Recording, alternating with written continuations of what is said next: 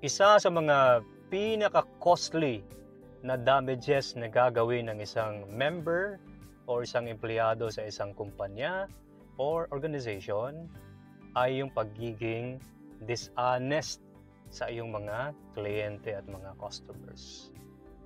Grabe ang damage nito, not just in terms of profit, but imagine kung ano yung mawawala sa iyo in terms of your brand, your trust and reputation, in terms of your relationship sa iyong mga suppliers, sa iyong mga corporate partners.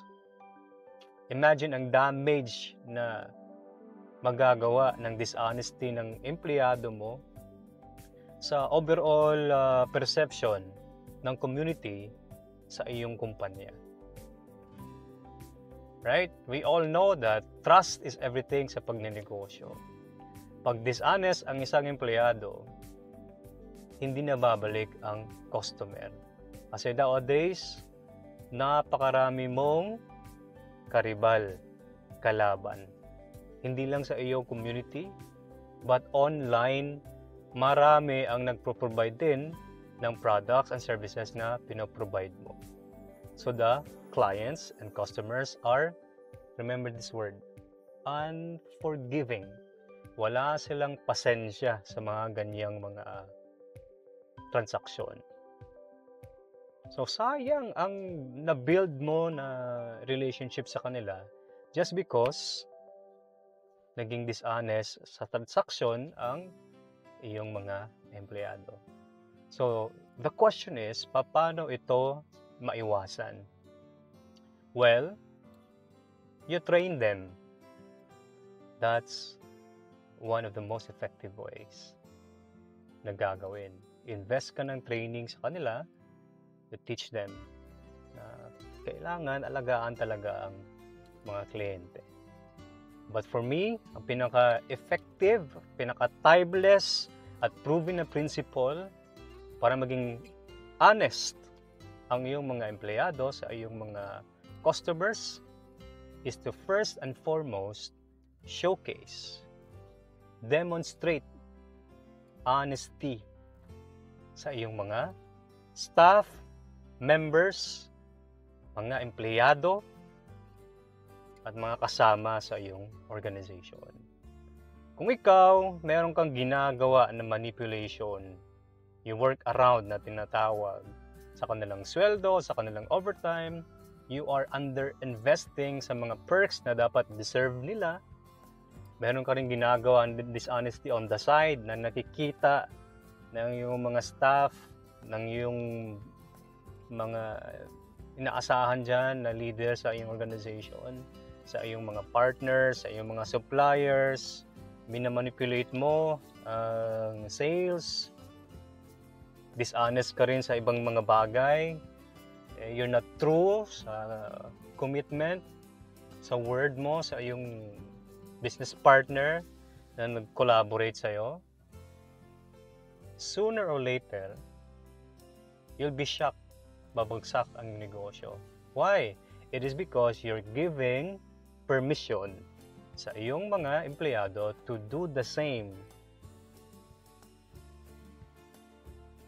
na pamamaraan ng pagninegosyo, pagtransaksyon sa iyong mga kliyente. Si boss nga dishonest Binaldog niya nga yung partner niya. Right? So pag ikaw, pagpapatawag ka ng report, anong gagawin nila? They will tell you all things are going well. Wala tayong problema, boss. Okay na okay sa'yo. Kasi things are okay. Yeah. But the truth of the matter is, they purposely or deliberately lied to you sa reports. Malaki na ang damage ng back nila. May mga backdoor transaction na silang ginagawa. Pero sa report, maganda, di ba? Nag-uusap kayo, okay lang.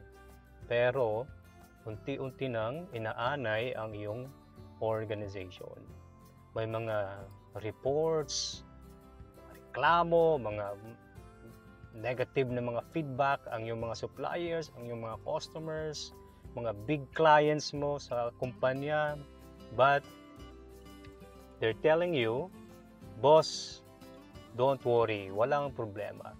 Then you'll wake up one day, what happened? See? Karma is real. Babalik at babalik. So again, the best solution for dishonesty is for you as a business owner, as a CEO, as the president of your organization, ikaw yung chairman, to be honest, to be transparent at all times sa iyong mga empleyado. So, what do you think? If you like this kind of conversation, this kind of exchanging of ideas, of sharing ng mga insights about people development, about business development on the areas na pag-empower sa mga empleyado, and also to you as a business owner, message us for more information. Again, like I always mention, if you grow your people, they will grow your business. So contact us for free consultation. You're just 1 or 2 ideas, strategies, or concepts away in creating a dependable and high-performing team or organization.